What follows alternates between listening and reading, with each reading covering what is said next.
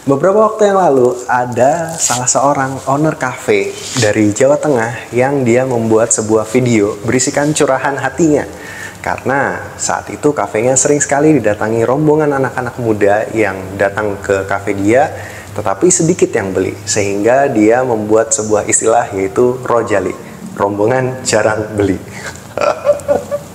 Nah, jadi di dalam sebuah bisnis mungkin ini adalah sebuah hal yang mungkin bisa kita bilang adalah hal yang umum ya terjadi saat ini teman-teman, di mana anak-anak muda sekarang mungkin sukanya ngumpul atau ngobrol, entah dia cuma nongkrong atau ngerjain tugas dan berlama-lama di sebuah kafe gitu ya teman-teman. Jadi kalau secara bisnis memang ada dua sisi, satu sisi yang positif, satu sisi yang negatif yang memberikan dampak yang buruk, dan satunya memberikan dampak yang cukup baik bagi bisnisnya. Jadi kita berbicara dari dampak yang negatif dulu. Kalau dampak yang negatif sudah pasti dari secara revenue pasti tidak maksimal ya. Karena apa?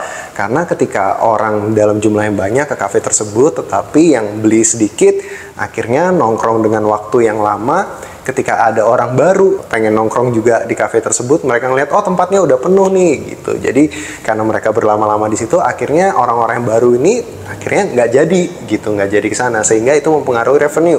Orangnya banyak, tempatnya penuh, tetapi yang beli sedikit. Tapi kalau dari sisi positifnya sebenarnya ada loh, itu menjadi branding juga bagi sebuah kafe, di mana masyarakat kita sebenarnya adalah orang yang tipenya following kayak gitu. Jadi ketika ngelihat, oh ini kafe ini rame, penasaran. Kesannya itu seakan-akan kayak laris gitu ya teman-teman.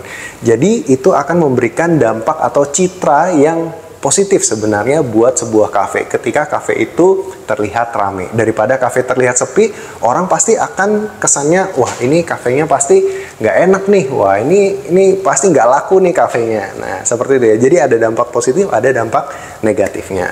Tapi kalau misalnya dari beberapa bisnis yang saya tahu, cara menghadapi Rojali ini sebenarnya ada 3 cara simple. Jadi cara pertama adalah waiters menanyakan secara berkala apakah dari customer ini pesanannya sudah lengkap apa belum, atau ada yang mau ditambahkan apa enggak. Nah mungkin setiap setengah jam atau 1 jam sekali waitersnya tanya, bagaimana Pak, apakah pesanannya sudah lengkap semua atau ada lagi menu yang ingin ditambahkan. Nah seperti itu.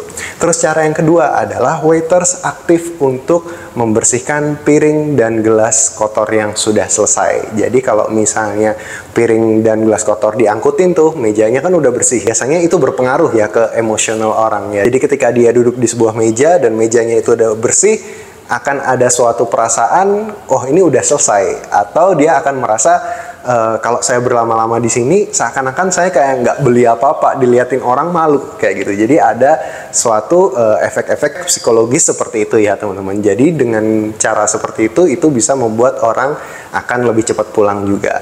Nah cara terakhir ini agak ekstrim. Biasanya ada beberapa kafe juga yang menerapkan hal ini. Ketika mereka melihat oh orangnya sudah penuh, kafenya udah penuh, tetapi orangnya itu aja, biasanya mereka akan menyetel musik dengan volume yang agak kencang, sehingga akhirnya orang ngerasa terganggu dan akhirnya mereka ya udahlah pulang gitu. Kalau misalnya musiknya santai, habis itu juga volumenya syahdu gitu kan, orang enak buat ngobrol, buat santai gitu, ngobrol jadi enak. Tapi kalau volumenya tinggi, mau ngobrol juga nggak enak, mau santai juga nggak bisa, mau kerja juga males banget kalau misalnya musiknya keras kayak gitu ya teman-teman. Jadi itu adalah cara terakhir tuh yang agak kasar. Nah dari ketiga cara tersebut, kira-kira menurut kalian mana nih yang paling ampuh untuk mengatasi Rojali? Kalau misalnya kalian punya opsi lain, boleh dong sharing.